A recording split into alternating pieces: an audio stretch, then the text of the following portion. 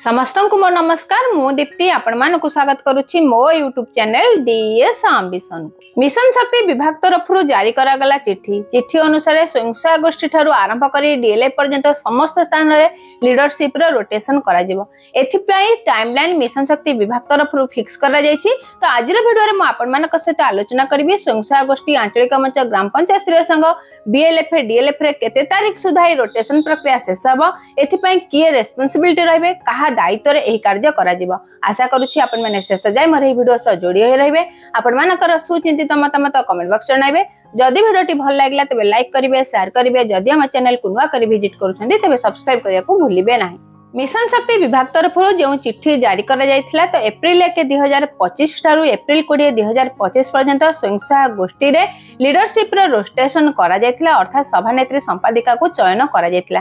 किंतु एप्रिल 20 2025 ठारू मान्यवर हाईकोर्ट निर्देश क्रमे एही कार्यक्रम को स्थगित रखा जाय। तो वर्तमान जो स्वयं सहायक गोष्ठी रे लीडरशिप रोटेशन करा जाय नाही, तो सेही स्वयं सहायक गोष्ठी रे लीडरशिप की रोटेशन करा जिवो, अर्थात से स्वयं सहायक गोष्ठी रे नूतन सभानेत्री संपादिका को चयन करा जिवो। एथिपाई मिशन शक्ति विभाग तरफ जो टाइमलाइन फिक्स करा जायछि, तो सेही टाइमलाइन होछि 8/9/2025 रु 16/9/2025 पर्यंत समस्त स्वयं सहायक गोष्ठी रे लीडरशिप रोटेशन करा जिवो। तो सभानेत्री संपादिका स्वयं सहायक गोष्ठी जो चयन करा जिवो, तो सेथि लागि समस्त स्वयं सहायक गोष्ठी सदस्य माने एथिपाई दायी रहे, समस्त सहमति रे एही रोटेशन कार्यक्रम करा। तो सभानेत्री संपादिका जो चयन हेबे यार पूरा फैसिलिटेशन करिवे सेही स्वयं सहायक गोष्ठी कार्यरत गोष्ठी सहायक। तांको द्वारा सेही स्वयं सहायक गोष्ठी सामिल थिबा समस्त सदस्य तांको स्वयं सहायक गोष्ठी को आगो को नेबाको केउ प्रकार सभानेत्री संपादिकांकर आवश्यकता अछि से माने ताहाको चयन। यार पूरा प्रोसेस जहाँ भी स्वयं सहायक गोष्ठी लीडरशिप रे रोटेशन करा जिवो ताहाको सुपरविजन करिवे सेही ग्राम पंचायत स्तरीय संघ रे कार्यरत एमबीके मित्र अदर स्टाफ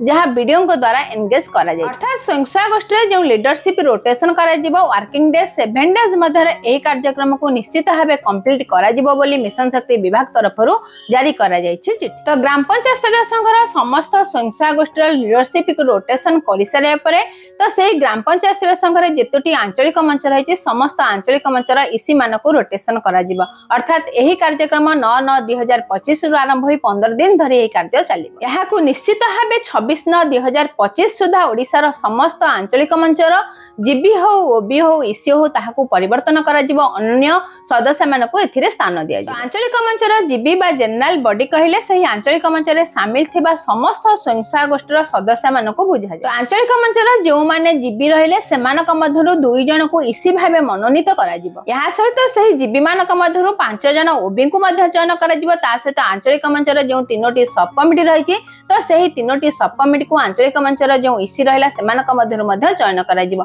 ए समस्त कार्यक्रम निश्चित भावे 26/9/2025 सुधा ओडिशार समस्त आंचलिक मंचरे परिवर्तन हेबा निहाती आवश्यक, जहां मिशन शक्ति विभाग तरफरु जारी करा जायछि। तो आंचलिक मंचरे जो माने जीबी भावे चयन होंतु बा इसी भावे चयन होंतु बा ओबी भावे चयन होंतु बा सब कमिटी रे स्थान पांतु, तो ए समस्त कार्यक्रम निश्चित भावे सेही आंचलिक मंचरे जेतोटी स्वयं सहायक गोष्ठी अछंती सेही स्वयं सहायक गोष्ठी रे शामिल थिबा सदस्य माने ही दायी रहे, सेमानक द्वारा ही समस्त कार्यक्रम करा जाय। यहा को फैसिलिटेशन करिवे सेही ग्राम पंचायत स्तरीय संघ रे कार्यरत एमबीके द्वारा यार पूरा प्रोसेस कोन गाइडलाइन रहिछि से सब को आलोचना करा जिवो। तापरे सेही स्वयं सहायक गोष्ठी जो आंचलिक मंच रे शामिल अछंती सेमानक द्वारा निश्चित भाबे लीडरशिप रे रोटेशन करा जिवो। यार पूरा प्रक्रिया को निश्चित भाबे ब्लॉक स्टाफ ही सुपरविजन करिवे, बीपीएम होंतु बा बीपीसी होंतु बा अन्य जो स्टाफ रहिचंती जहां वीडियो को द्वारा एंगेज करा जिवो, तो सेमानकर सुपरविजन रे यार पूरा प्रोसेस ही कंप्लीट करा जिवो। तो ग्राम पंचायत स्तरीय संघ रे शामिल थिबा समस्त स्वयं सहायक गोष्ठी आंचलिक मंचर लीडरशिप रोटेशन करि सारा परे निश्चित भाबे ग्राम पंचायत स्तरीय संघर लीडरशिप की रोटेशन करा जिवो। अर्थात ग्राम पंचायत स्तरीय संघ रे जो इसी माने रहिचंती ओबी माने रहिचंती कमिटी रे जो मेंबर माने रहिचंती सेमानकु मध्य रोटेशन करा जिवो। एही कार्यक्रम 3/10/2025 रु आरंभ होई 13/10/2025 मध्य निश्चित भाबे ओडिशार समस्त ग्राम पंचायत स्तरीय संघर जो इसी माने रहिले ओबी माने रहिले ता सहित कमिटी रहिले सेमानकर निश्चित भाबे लीडरशिप रोटेशन करा जिवो, जहां मिशन शक्ति विभाग तरफरु चिट्ठी रे उल्लेख रहिछि। तो ग्राम पंचायत स्तरीय संघर लीडरशिप रोटेशन रे कोन गाइडलाइन रहिछि, किपरि एही प्रक्रिया पूरा करा जिवो, यार पूरा फैसिलिटेशन करिवे सेही ब्लॉक रे कार्यरत BPM BPC BPA accountant BLC. यार पूरा सुपरविजन करा जिवो सीनियर स्टाफ द्वारा, जहां वीडियो द्वारा निश्चित भाबे एंगेज करा जायथिबो। तो तांकर पूरा सुपरविजन रे ही एही प्रोसेस को कंप्लीट करा। ब्लॉक रे थिबा समस्त ग्राम पंचायत स्तरीय संघर लीडरशिप रोटेशन करि सारा परे जो ब्लॉक स्तरीय महासंघ रहिछि बा बीएलएफ जहा कहउचंती ब्लॉक लेवल फेडरेशन बोली कहउचंती तो सेमानकर निश्चित भाबे नेतृत्व परिवर्तन करा जिवो।